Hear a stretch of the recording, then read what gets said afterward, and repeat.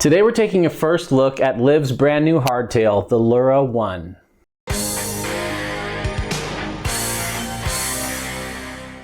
Liv is the sister company of Giant Bicycles, and it's the women's specific brand. I was so interested when this came out for the price point, and it looks like it's got some great geo and some great parts for what you get. It's getting sad that entry-level serious mountain bikes, even hardtails, are coming in the $1,500 to $2,000 to $2,500 range. So anything I see something on the lower end of the range that I think is going to be good with an adjustable air fork, replaceable parts and modern standards and decent geometry, I always reach out to that company and say, hey, we got to feature this on the channel. So I'm super grateful for Liv for sending this in. So Liv bikes are designed for female riders primarily.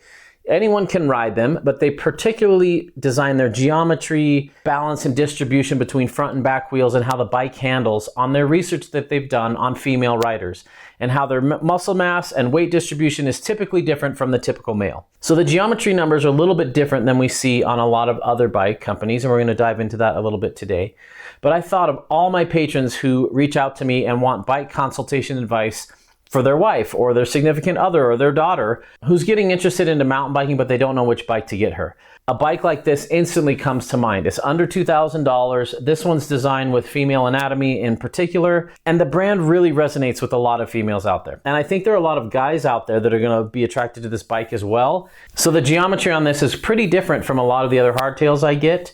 In fact, on this size medium, the reach is shorter than the chainstay. We're going to talk about that more when we get it on the geometer. And I think a lot of you are going to like that.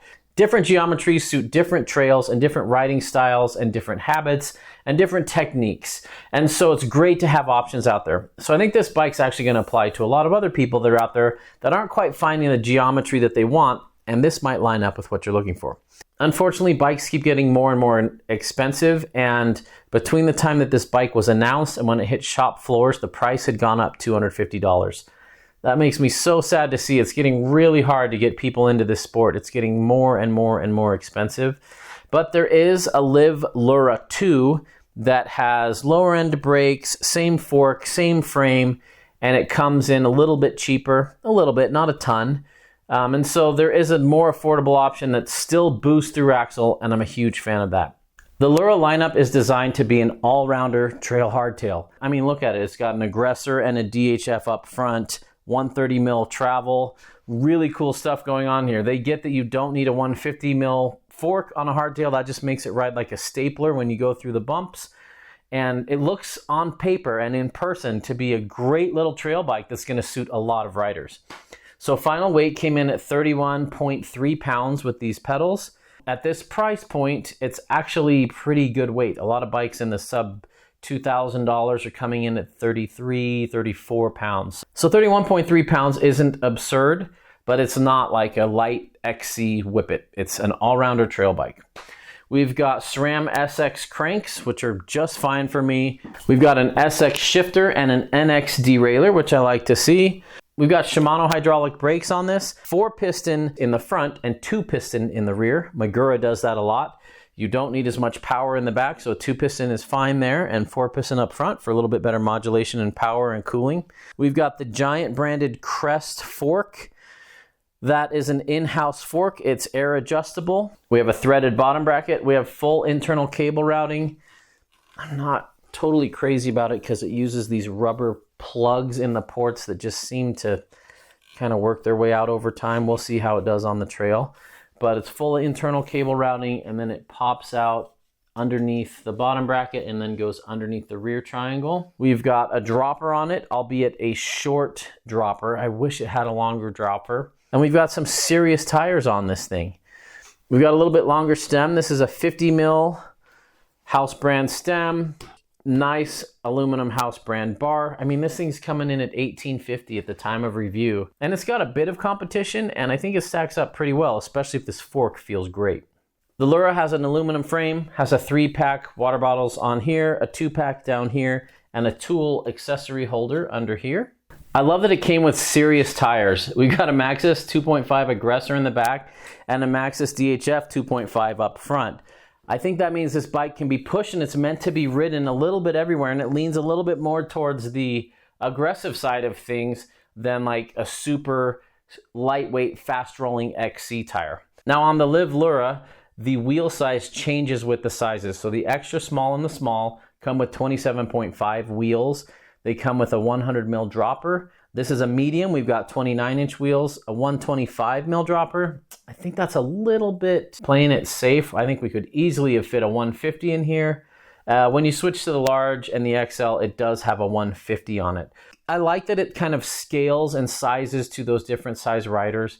There are some extra small bikes out there where you can fit 29s on them. Some extra small riders love that. Some extra small riders hate it.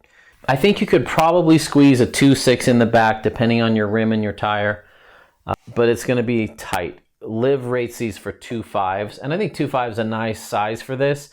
It's not quite big like a 2.6. It's not as heavy, but you still get a good amount of cushion without a lot of tire squirm and roll on narrower rims.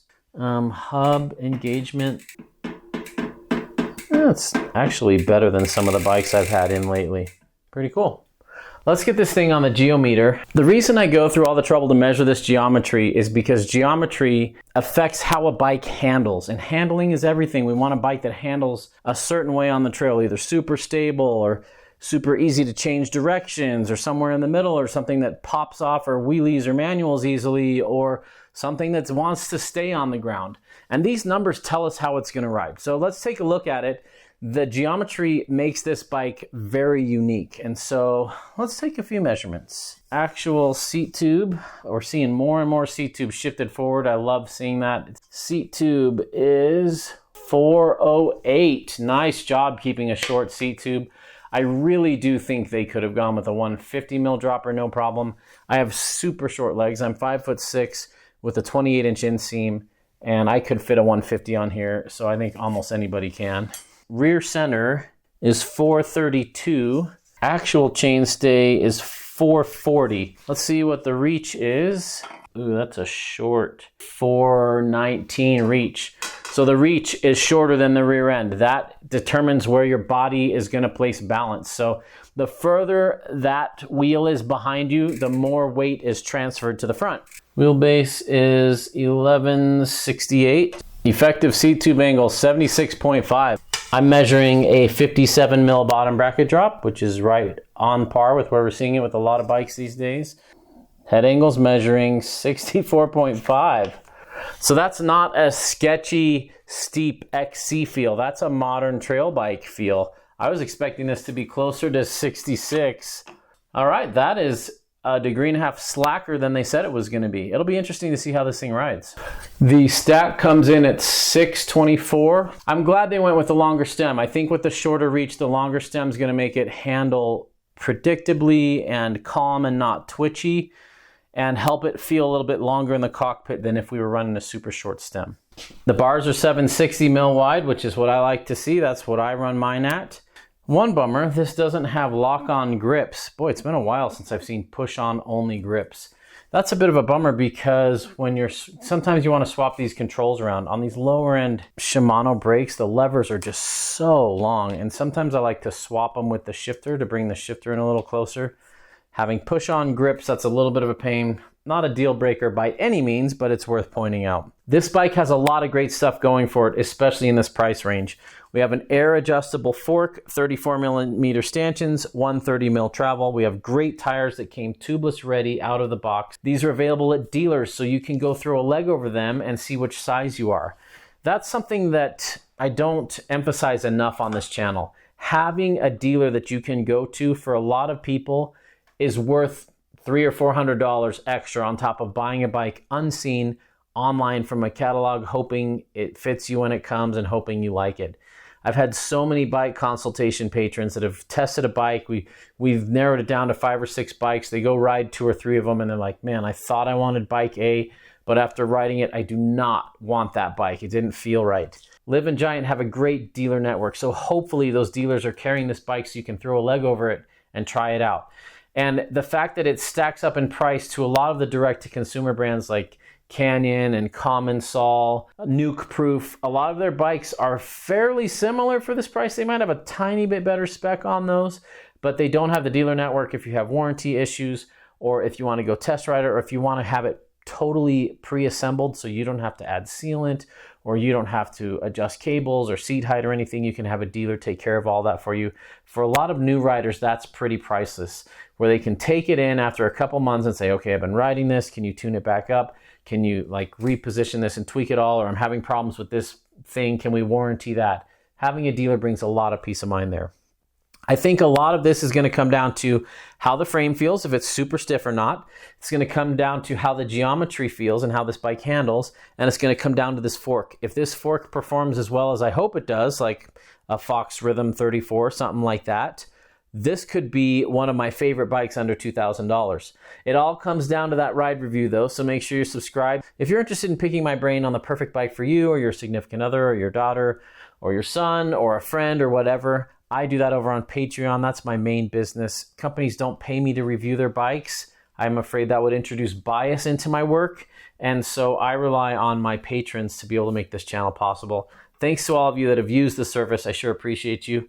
Thanks for watching, everybody. There's a party in the mountains, and you're invited.